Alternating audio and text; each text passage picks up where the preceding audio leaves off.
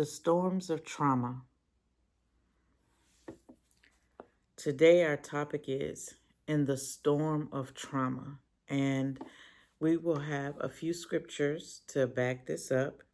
Okay, now I want to preface this lesson, this series, but particularly this lesson today. I am dressed like this because anybody who know me at all, I don't step out my house. I don't do no videos, nothing like that with no bonnet, just looking a mess. I don't even move that way. Now, as far as aesthetics, am I a makeup chick? I love wearing makeup sometimes, but majority of times I don't. But I still, you've seen how I dress on here. Hoodies or, I'll dress up, you know what I'm saying? Like it's just me, is who I am. But regardless of all of that, you will never, ever, and I mean ever, ever, ever, ever see me in a bonnet out in public. And to me, videos, social media, that's public, right? So, hey, ain't no knock on nobody else who do. It's just me and my preference. But the reason why I'm dressed like this, the reason why I look like this, no makeup at all, no eyeliner, no nothing, no earrings, no nothing, not dressed up, it's because I want to bring it full circle what I'm talking about. This is what trauma looks like. Okay? And even before I spoke, you saw me doing this and you saw me, like tears coming out my eyes. Okay? Tears coming out my eyes. And I'm like this. Because I want you to see what trauma looks like. I didn't want to just get on here and just talk or teach you about trauma without you actually seeing what it looks like. Okay? So with that being said, I won't be doing the whole series like this, but I wanted to start out this way. And even today, we may not end on a good note or a positive note or a note where, oh, we're encouraging, different things like that, because this is a series. And when we get into trauma, I want to get in the depths of it. And, in the end, when we wrap this thing up, when we wrap it up, we will definitely be encouraged. We will definitely come out of this. We will definitely snap out of trauma and the effects of it, because a lot of us, we think we may be living in trauma, but we're not really living in trauma. We're living in the after effects. We're living, when you think of a storm, and when the storms come through, like Hurricane Helene, we were affected by that, and today we still are affected by that. We are in the after effects of Hurricane Helene. So, just like storms have, there's a cleanup and all that other kind of stuff, but trauma, we're really going to dig into the storm of it and what it is and what it looks like. And I'm going to do this. You won't see me. I'm going to get in full character mode of trauma. So you're going to see me because I want you to understand where you are if trauma is affecting you in this way. All right. So let's go ahead and get into it, because you are coming out of trauma. You will come out of trauma when we're done with this. I even have a book that's coming out soon. I'm not sure, because I don't think I've mentioned that. I don't, like, this is ministry for me, and everything that I do is ministry, but this is ministry for me. So, I don't know if I told you guys, as far as like my business side, I am an author, and I do have a book coming out very soon, and we're going to talk about trauma, and we're going to dig deep, and we're going to get nitty gritty in it. So be looking forward to that coming as well. So, all right, we are first going to go to John 10 and 10 because that's where our scripture basis is going to start from today. We are going to go to John 10 and 10. All right. And when we read this, we're just going to read the first half right now. We're not going to read it all. But it's the thief cometh not, but for to steal and to kill and to destroy. That's the first part. John 10 and 10. Make sure you have paper and notes because you also are going to want to take notes. You're also going to want to reference scriptures that I give, the teachings that I give, and making sure that it aligns up with the word. All right? So John 10 and 10. The thief comes not but to steal and to kill and to destroy. Now, if you have your Bibles, if you have a highlighter with you, or if you're writing it down and taking notes, or if you're on your phone, highlight the words and to. Make sure you highlight that, and we're going to get back to that. Now, a storm comes regardless of if we're prepared for it or not. A storm comes. All that we can do is prepare when the weather person lets us know that a storm is coming. Like today, for instance, I mean, this lesson is like literally perfect because we are in the South and we are under tornado watch, a thunderstorm watch. We're up under all of that. And even if you looked in the news, you see those hailstones that are about this big that people are posting. Like we're in the midst of that right now. But I thank God that it's not doing as what it is predicted right now. I thank God for that. However, all we can do is prepare.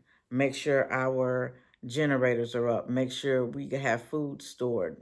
Because last time with Hurricane Helene, we was without power for like, I think it was somewhere between 4 to 6 days, somewhere in there. We were without power. And so with that being said, we had all our solar stuff. We had you know, our generator stuff and different things like that, but it goes out over time because we didn't have the big one, right? The big one where you can use gas, and all that other kind of stuff. But all we could do was prepare for what was to come, what is to come. That's all that we can do. So just like it's the same with trauma. Okay. Trauma is the same way. However, we can't prepare for trauma. You can't prepare for trauma. You can't prepare for what happened to you. You couldn't have prepared for it in any form or fashion. I couldn't have prepared for the trauma that I've endured throughout my lifetime. I couldn't have done it at all. Right? So, here's the thing. With trauma, no one is ever prepared for it. It just happens. Now, I'm going to give you the definition that the Lord gave me for trauma. He said, trauma is something terrifying that you see with your eyes or that you experience and or something that your physical body endures that changes your mental state. I'm going to read that again. Trauma is something terrifying that you see with your eyes and or experience and or something that happens. Something that your physical body endures that changes your mental state. I want you to think about that for a minute. I want you to revel in that. You see how trauma comes in and changes your mental state, changes what you would normally believe, changes what you would normally hope for, changes how you think about things, changes how you see the world, changes how you see people. Trauma comes to change you. It comes to change you. Now, let me ask you this. Do you want to know what everybody on this earth have in common? Doesn't matter your background, your culture, your economic status, your political views, your age, your sexual orientation, your skin color. Do you know what everybody has in common in that category? In all of those categories? Trauma. Everybody goes through it at one point in time or another in their life. It may not be something they physically endure, but something that they've seen, something that they kept their mouth shut about, or something that they did endure, or something that they did experience. And let's not get trauma and life and tribulations mixed up, because everything isn't a trauma, and it's not life be lifing. And I used to get caught up in that. And I even said that, like I started that, like life be lifing. Right? But the Lord told me, he said, no, because if you read and he took me to John 10 and 10, the last part, I come that now this is Jesus speaking. It's in red. It says, I come that they might have life and that they might have it more abundantly. So we're supposed to have life in abundance. Life in abundance. That does not, by scripture, that does not indicate bad things. Because he listed the bad things prior to. He said, the thief cometh not but to steal and to kill and to destroy. I come that they might have life and that they might have it more abundantly. Salvation, redemption, joy, peace.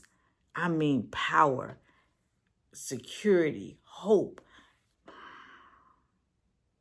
faith. I've come that they may have life, those things in life. Not the tribulations, not the tests, not the trials, not the trauma. Because the enemy comes for trauma. And we're going to get into that a little later. Trauma is a bullet. It's like a bullet. And you know what they say about bullets, how bullets don't have no name on it. Neither does trauma. It don't care about your ethnic background. It don't care if you purple, orange, pink. It don't care. It don't care what color you are. It don't care how colorful you are.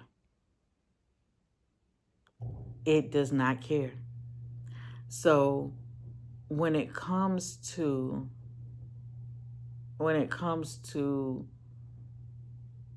trauma, it hit everybody. It hits everybody. Trauma don't miss. And I want to look here in the word where it says the thief cometh not but to steal and to kill and to destroy. Please tell me where that says he has a name.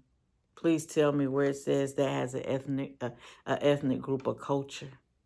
Please tell me where there's an age or sexual orientation in that. Please tell me that's who he targets. Please tell me.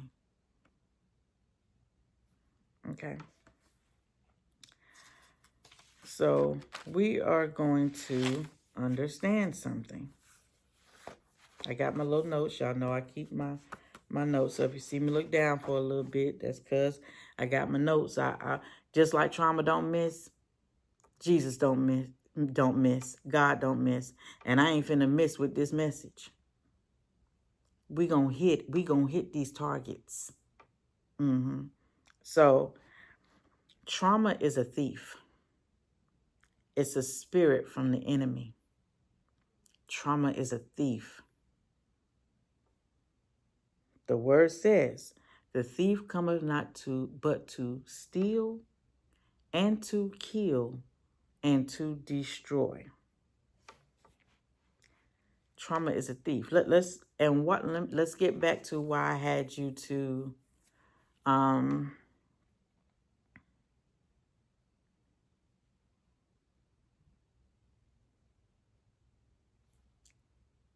trauma. Remember I said I'm gonna do different things like this. And I want y'all to see what trauma does. Causes you to lose thought. Causes you not to focus. But we're going to get back into that. So, the scripture says the thief cometh not but to steal and to kill and to destroy. Trauma is a thief. And we have to understand and recognize the purpose of trauma. So, let's remove the word thief from the scripture and read it.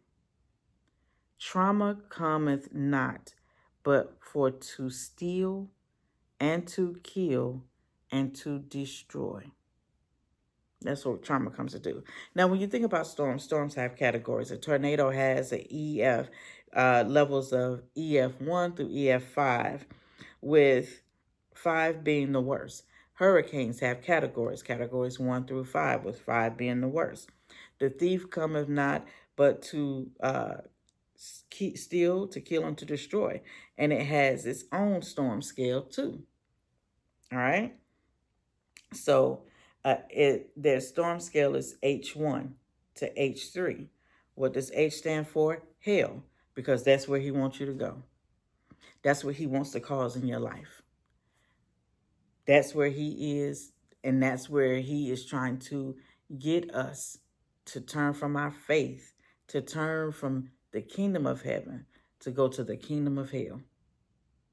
He is after our eternity. He is after our eternity place. God said he has a mansion built waiting for us. He got the lake of fire waiting for us. Gnashing of teeth. Burning, unquenchable fire. And you know, like last week in the series that we were discussing, corrupt fires, our whole body is corrupt. We set our lives ablaze. And with us setting our life ablaze, that's just a snapshot of what the enemy, of how he's living and what he wants for us. Is that how you want to live and how you want to spend your eternity? Just let me know. Okay, so again, let's go back to the trauma storm scale. H1 to H3. H1 is to steal. H2 is to kill. And H3 is to destroy. There's 3 categories: steal, kill, and destroy. Okay, so now let's go to 2 Timothy. Let's go to 2 Timothy 1 and 7. And we're not going to read the full verse. We're just going to read the first half. Remember, I said I'm going to break this down. It doesn't look like encouragement right now, but we need to identify and recognize some things. All right. So the scripture says in 2 Timothy verses 1 and 7, 1 and 7, for God has not given us, well, okay, we're going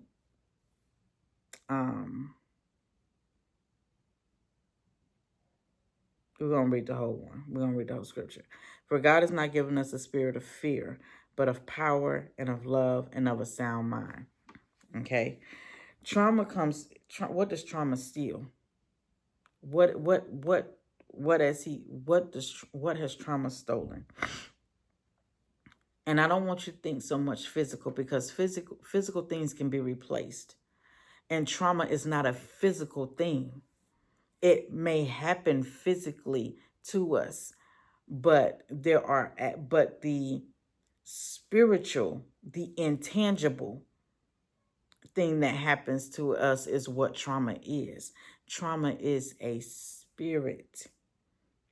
And we have to take it out of the natural, the physical realm, and deal with this thing in the spiritual realm, because that's where um everything is. That's where everything is. That's where we switch on, switch off, take up, take down, like where things are planted and uprooted. You know what I'm saying? Like just like the in Ecclesiastes, I think it's 3:11 or 3:1, chapter 3, and it goes and it has a list. And I may be off on that, but we'll double check on that. But I know it's in Ecclesiastes where it says there's a time to be born and a time to die, a time to laugh and a time to mourn. And it goes through those different time frames. So that being said, understand that when it comes to the spiritual matters, spiritual things, trauma is a spirit. Remember that. Annotate that. It's not, it may have happened to you physically, but the effects, the storm of a trauma is spiritual. So take it out of, take it for a moment, just take it out of the physical realm, okay? And look at this thing spiritually. What does trauma steal? When that attack happened to you, whether you were shot, whether you were raped, whether you were stabbed, whether you were kidnapped, whatever that is, and those may be traumatic, but it may be, abuse in the home, domestic violence, whether it's relational between man and woman or parent and child, whatever that trauma is, whatever it is, what did it steal? The act was physical, but what did it steal spiritually? What did trauma steal? What did it steal spiritually? Because remember, the act may have been physical, but what did it steal spiritually? Okay? So, spiritually, it stole our joy. It steals your joy, our peace, our worth, our security, our praise, our faith, our love, our sound mind, our power. What did the Lord say? He said, for God has not given us a spirit of fear, but of power, love, and a sound mind. So what is he stealing from you? What has he stolen from you? When we talk about security, stolen security, when we talk about, and even if you were shot, you at one point you thought you was invincible. Ain't gonna happen to me. I'm strapped. I got it. But that other person got one too. Did you not account for that? Did you not account for retaliation? Did you not account for that? A lot of our young men are running around here killing people because of trauma, because they don't know how to handle pressure, because they don't know how to deal with the traumas of life, the storms of life. They don't know how to deal with it. The storms of tribulation, let me correct that. The storms of tribulation, the tribulation, the test, different things like that. Life didn't bring it. The enemy did. The thief cometh not but to steal and to kill and to destroy. The enemy brings it, not life.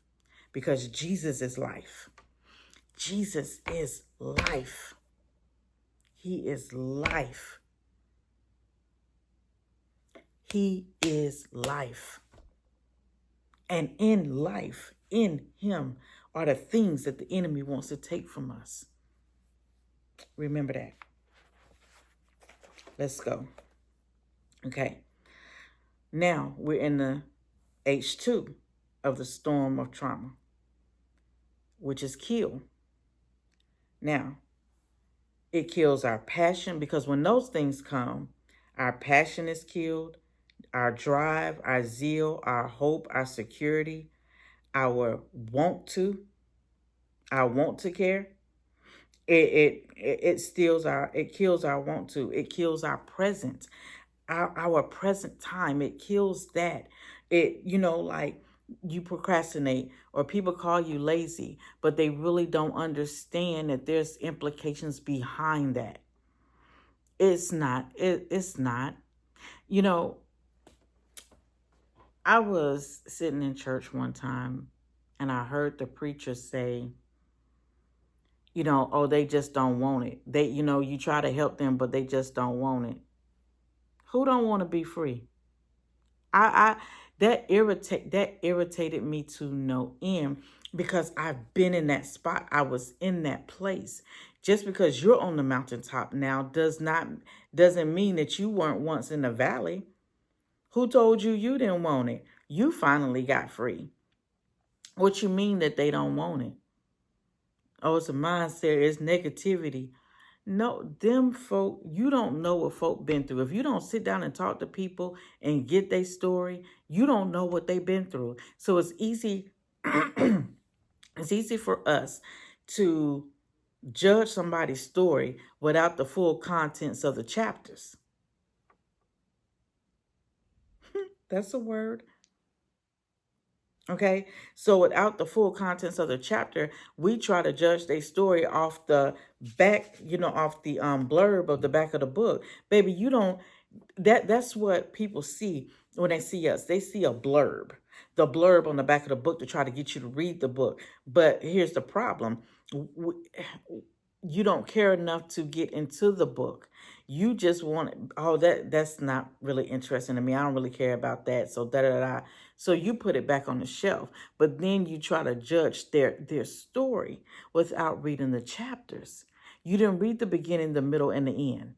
You tried to get a synopsis. You tried to get a log line and think that was going to give you what you need to be able to correctly judge a person's story and to tell them that they want it, whether they want something or not. That is not that is just not it. That is not it. It takes Trauma kills our want to. It kills our passion, our drive. It kills our hope. And let's go to Proverbs. And I'm going to back this up. Let's go to Proverbs 13 and 12. Okay. What does Proverbs 13 and 12 say? Let's go. It says, hope deferred makes the heart sick.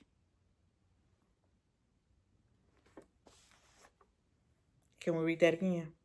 See, God got everything in his word. His word is life. Hope deferred maketh the heart sick. This is KJV version. But when the desire cometh, it is a tree of life. So let's focus on the first part. Hope deferred makes the heart sick. That's not lazy. That's not procrastination. That's not just don't care. That's just not no want to. It kills that. If you have joy, it's easy to have passion. When you're happy, it's easy to have zeal. It's easy to have drive. When you have security, it's easy to be confident. It's easy to have that. See, when we walk in the things that the enemy steals, when we walk in with what he steals, it's easy to praise. It's easy to have faith and love and a sound mind and have that power, baby, and oh, most importantly, our worth. But when he snatched that up, when the thief snatches that up, he snatches it up and steals it. He goes into your house, the house of your heart, the house of your mind, the house of your soul, and he get it going because he wanted to reflect him and not him. So when we're talking about trauma and what it kills, remember this is category the H2, right? It steals even our present because we can't move. Why? Because we're stuck in the past of the traumatic event. So it kills our present because we don't want to move. We're depressed. We are under oppression. We're sad. We don't have no zeal. We don't have no unction. We don't have no We're numb right now. We're numb to the point to where, like, it's like having anesthesia before surgery, whether that's dental work, physical body work, whatever that is. It it makes us numb and we can't feel anything. When you can't feel, when you are numb to pain, when you take anesthesia, it doesn't just numb you to pain, it numbs you to a good touch. Okay, if I'm numb from if I'm numb from, let's just say, dental work, right? And all this is numb. I can't feel anything. If I get a kiss on the cheek from my husband, that's a good touch. It's numb, but I can't feel that either. I know he did it, but I can't feel it. When you lay on your arm for a long length of time and it becomes numb, there's no feeling. You can press it. You know that you're pressing it. You know that you're pressing your hand, but you can't feel it because you have to move your hand around in order to get feeling back into your hand, into your arm. You got to move it around. You got to shake it. So it's not that the good touches don't happen or the good things don't happen. You just can't feel it because too much has happened due to that traumatic experience.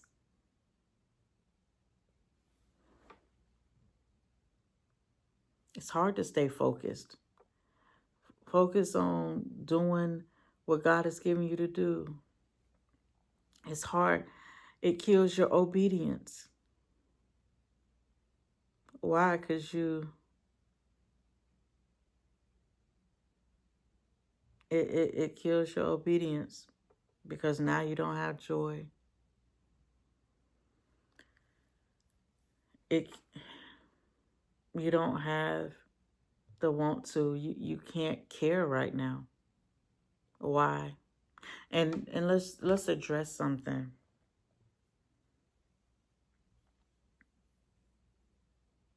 Trauma.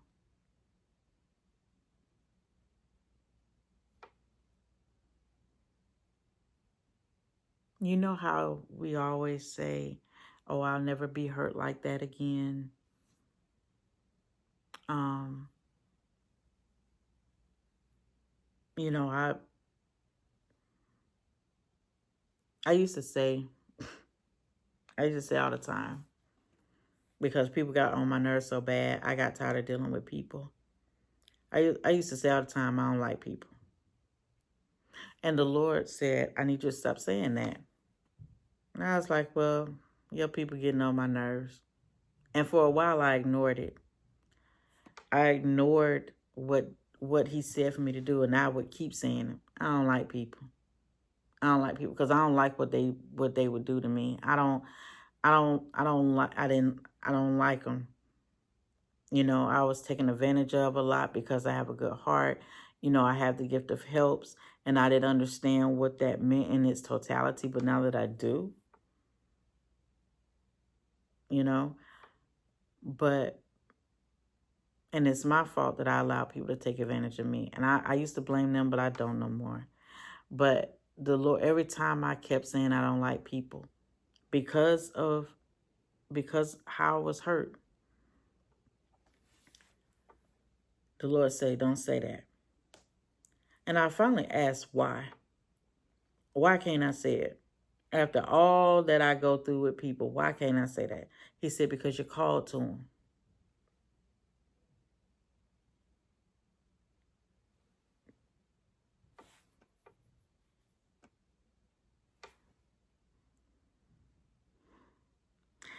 And then finding that out makes you more depressed Because you called to the same type of folk that really don't care nothing about you, that could care less about you.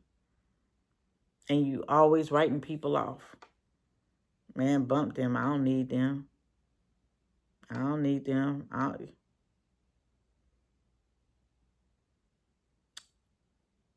It may not be that you'll ever need something from them,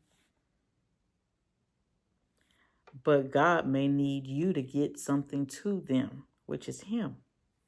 But because you cut off access, cut off all of that. But God said, well, if you cut yourself off, then how you may be the only way they hear a message. And that may not be for every case, but let God do the cutting, not you. So it kills our present. It kills our obedience. And it's hard to obey the Lord when you're down and out. It's hard to obey the Lord when you don't have passion, drive, or zeal. And it's hard to have focus because trauma kills it. It kills our focus. All right.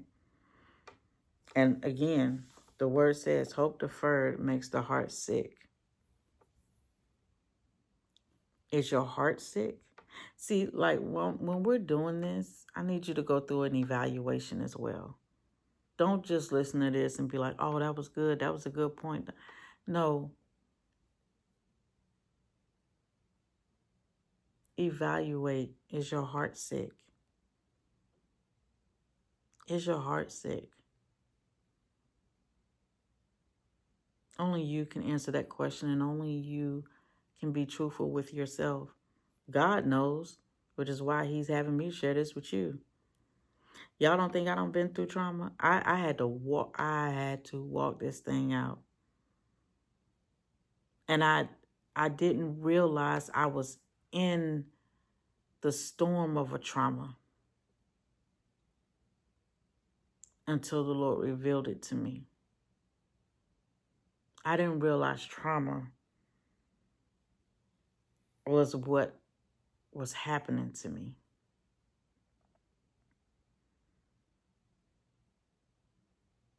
I became numb to the good and to the bad.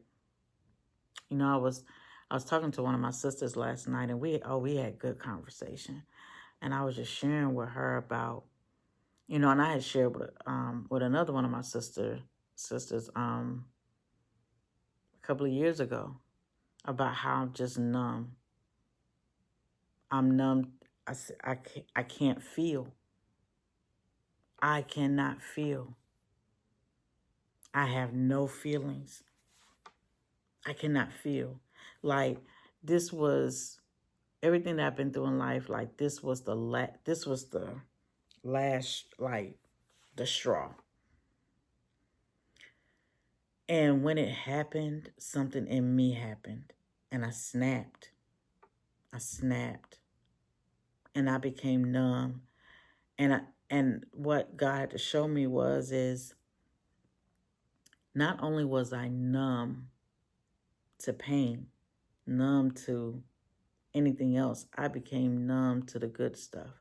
I couldn't even celebrate with friends. I was happy for them. I really was. But I had no feelings to go along with it.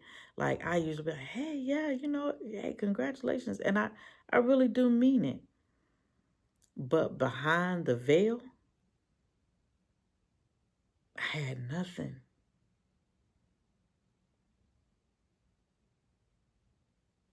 I had nothing. Just,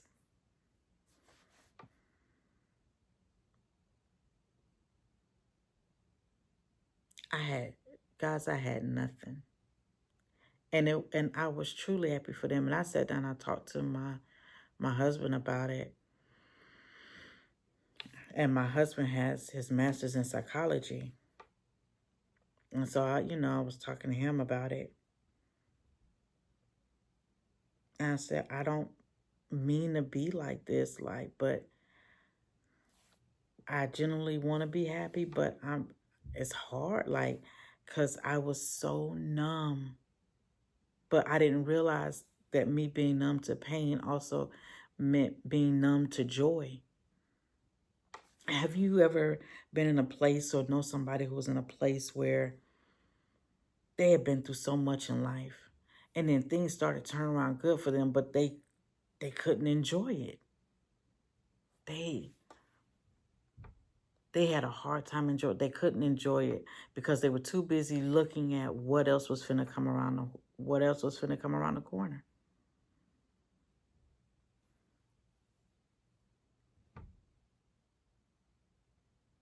They couldn't. I was in that place. Okay, this is good, but what's finna happen? Because that's how trauma has trained me. That's how trials have trained me. That's how the enemy has trained me. Let's keep it a buck. That's how the enemy trained me. I was his student. When we allow things like this to happen, we become his student instead of our student. Why? Because he has stolen those things that Abba has given us, and he kills it. He continues to kill it. That's my husband right there. So if you see me looking back, that's him right there.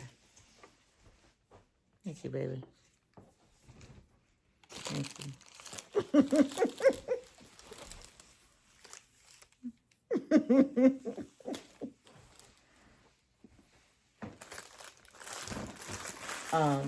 Babe, the dogs haven't been outside. I already took them. Oh, okay. And they're eating right now. Okay.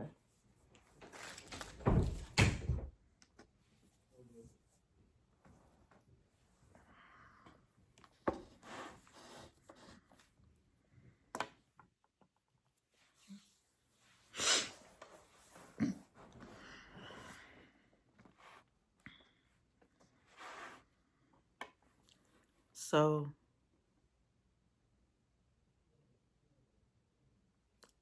if you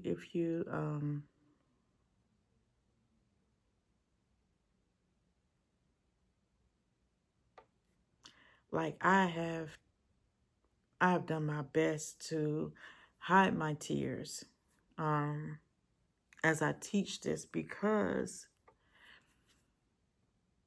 on when we deal with trauma, on top of everything else, see, trauma is just a little bit that happens, but then you also have tests, trials, tribulations, attacks from the enemy, like, so all of that compounds, it stacks, it just keeps adding,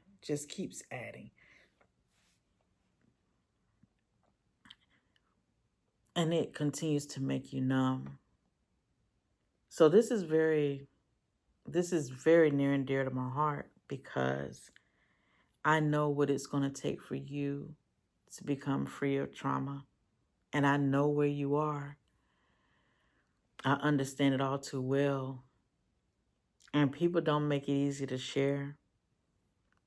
People don't make it easy to understand.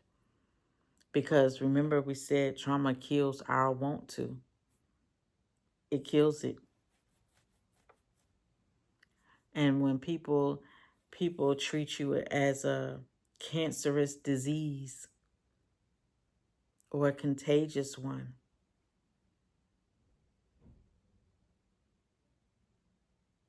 but you have a right to feel everything you're feeling. Many won't tell you that, but you don't have to be strong all the time. You don't have to be.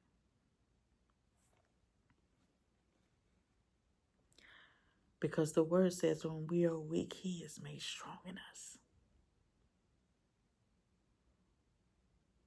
He is made strong in us. So what does that tell us? that we don't have to be strong all the time. We don't have to be.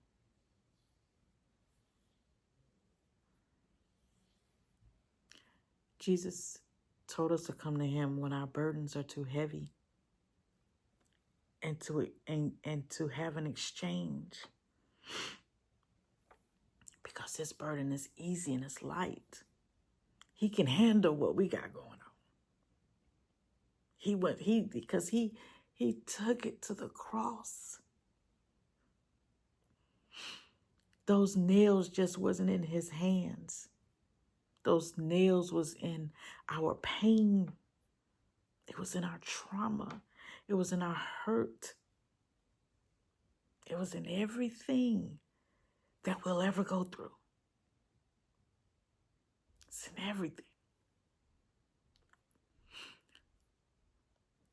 Why do you think people have PTSD? Especially the soldiers. Because no one can face that type of trauma without it affecting them mentally. You can't do it. These young kids, these old dudes in gangs, it's a war. It's a war, but just not on foreign soil. It's war on our own soil and our own turfs and our own neighborhoods. And you think you're running around here killing people, stabbing people, stealing from people, keeping them hooked on drugs because you're answering a call so you can make money so that you can come up out of the hood or you can come up out your situation. You don't think the trauma that comes with that is not affecting you mentally? But what would happen if you went to therapy? What would happen if you actually got help? What if you actually did that? What if you actually took your pain and did something positive with it? What if you did that?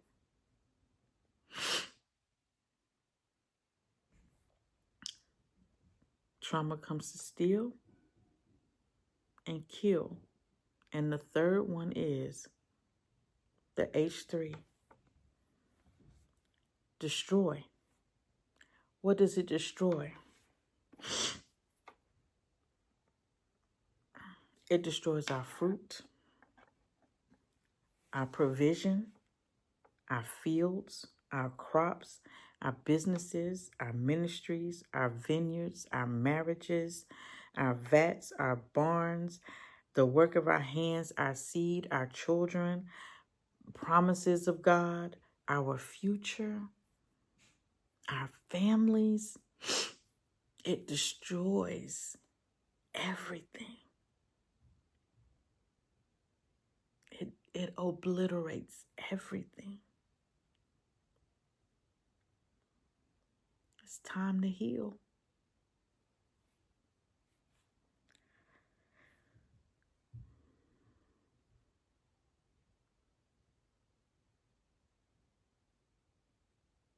Look at the children of Israel. You know, we're down on the children of Israel all the time. We always got opinions about them. But if we really examine our lives, we are more like them than we would like to admit.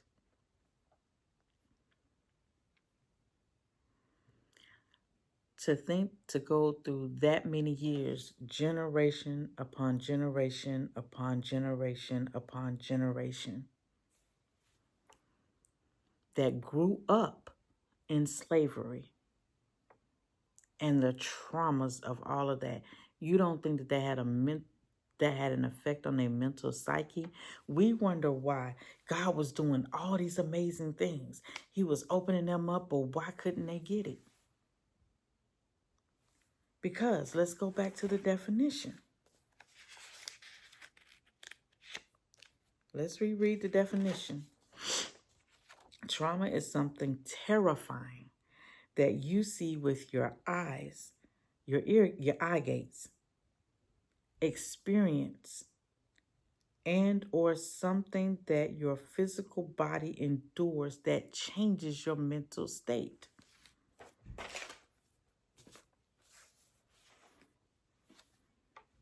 They wandered around in the wilderness for 40 years. Everybody except for two people, Joshua and Caleb. Everybody else died off. Those who didn't believe, when they went to go spy out the land, those who didn't believe, all of them died. It destroys your future. It destroyed their future. They may have seen and walked in the land flowing with milk and honey, but only a handful walked in because the trauma destroyed them, destroyed their mental state of mind. It destroyed them. And it destroyed their future. It destroyed their provision, the work of their hands, their seed, the promises of God. That's why we have to get,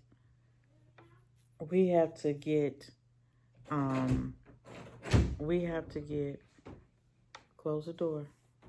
My grandson, I told him I'd come get him after we was done. But it destroys all of that. They were still living, but they weren't thriving.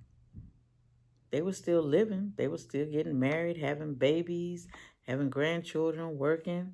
They were living a mundane life. They never got a chance to experience the life that the Lord truly wanted them to have, their own land. He wanted them to experience so much more, but they couldn't experience it because they never got over the mental state. No matter what God did, no matter how he showed them, he was bringing them out. Why? Because the terrifying things that they endured altered their mental state.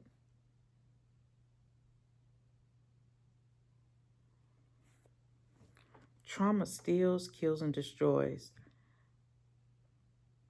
But it also injects other things into our lives. This is that mental state. It alters your mental state. So if it steals something, it's going to replace it with something. And remember, I said, take this out the physical realm for a minute. Keep it in the spiritual realm. So spiritually, it took those things. But what did it inject your life with? Your mental state. What did it inject your mental state with? Listen: fear, insecurity, doubt, unbelief, hopelessness, sickness, ailments, illnesses. Because remember, a lot of these illnesses that are out here, they're not man-made. They're trauma-made. That's a whole word. A lot of these sicknesses and illnesses and diseases that we have, people would like to make you believe that they're man-made, but they're trauma-made. They're not man-made. They're trauma-made. If you want to get technical, if it's a physical thing that happened to you, then yeah, it could be man-made because it was man who did it, but it's ultimately the spirit behind the thing that did it. So, when we think about it like that, it took from us, but it's also, boy, come here. See? All right, now. Go ahead. Go back out. My daddy's about to give me a fuse in there. Okay. Y'all got to see everybody today. I don't usually put my people on here, my family on here, but y'all seen almost everybody today. But it's trauma made. And when I say things that you've seen with your eyes, say you saw somebody commit suicide bombers. You may not have worn a vest. You may not have, they may not have physically harmed you. You may not have physically harmed, by it, but you saw it. You don't think that's trauma? You see somebody else get shot and they died in your arms. You don't think that's trauma?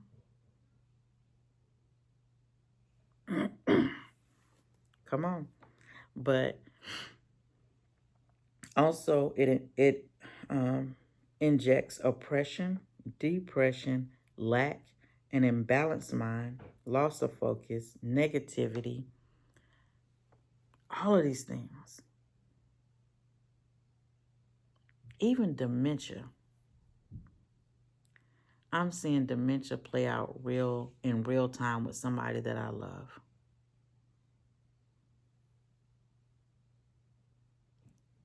And a lot of what they speak is about their childhood. But we'll get into that later. I get more into that about in my book. But yeah. So let's go ahead and tie this up, right? So we're going to go to John 16 and 33. Let's go here. All right, John 16 and 33 says, "These things have I spoken unto you, that in me you might have peace. In the world ye shall have tribulation." In the world you shall have tribulation. Okay, remember I said, not life be lifing, but tribulation. But be of good cheer. He's telling you what it is. It's not life. He is life. What we go through is tribulation. But be of good cheer. I have overcome the world. He's encouraging us. John 10 and 10, the last half, he says, "But I come that they might have life and that they might have it more abundantly." We read 2 Timothy 1 and 7. God has not given us a spirit of fear, but a power, love, and a sound mind. And I say it like that because that's been one of my scriptures for years, because fear was one of the things that always gripped me. Proverbs 13 and 12. That's where we read about the heart deferred. Hope deferred. Hope deferred maketh the heart sick, but when the desire cometh, it is a tree of life. Come on, y'all. Life. I need y'all to break up that life is happening to y'all, because life isn't happening to y'all. The devil is happening to y'all. Tribulation is happening to you by the word. Because the tree of life. The tree of life. All right. And let's go to the last one, which is Hebrews 11 and 1. Which says, "Now faith is the substance of things hoped for and the evidence of things not seen." So we're going to go ahead and end this part of trauma. Okay? I wanted to leave y'all with those scriptures. We're not going to get deep dive into it because there's still some more deep diving we need to do into trauma. But I hope I brought this across, and I hope that you will spend this week examining your life, examining your thoughts, your heart. Is your heart sick? Are you in chaos instead of peace? Which one is it? Just think about those things that are opposite. What has the enemy injected into your life? We talk about when I was talking about the anesthesia part, there are medications, we get shots, right? So what medication did the enemy give you? It was never to make you feel better. It was always done to make you feel worse. So what did he interject into your life that's opposite of what God gave you? What are you walking out? Take real time to evaluate that.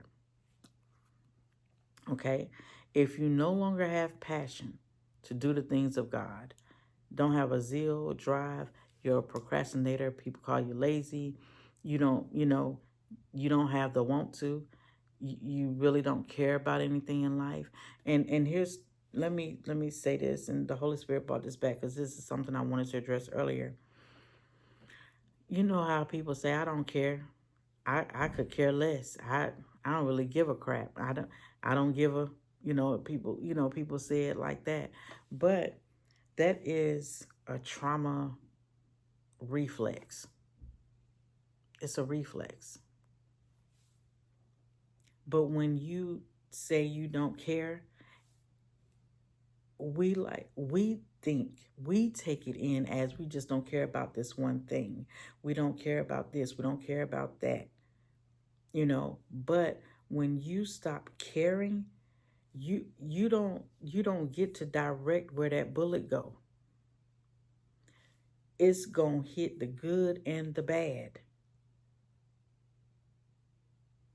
So we have to be careful with how we word things, and the Lord is teaching me that too, because He was teaching me, because I was like, I'm not caring at all. I'm not caring about none of that, none of this. But what was happening to me was the Lord was showing me, when you say you don't care, that's also including everything that you care about, the real things that you care about, the true things that you care about, your family, your spouse, your what you're doing for God, your gifts, your talents, and people and parents and siblings, and it your mind is taking it in that you don't care. When you say I don't care, oh, I don't care, I don't care, the mind is taking that in.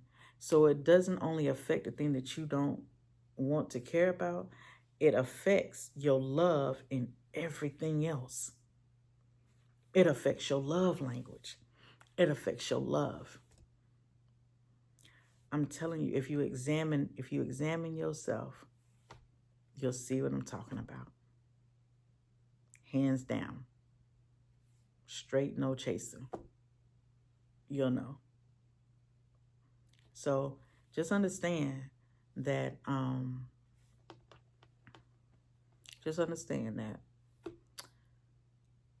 when you choose not to care, you don't have a say-so of how that bullet is directed.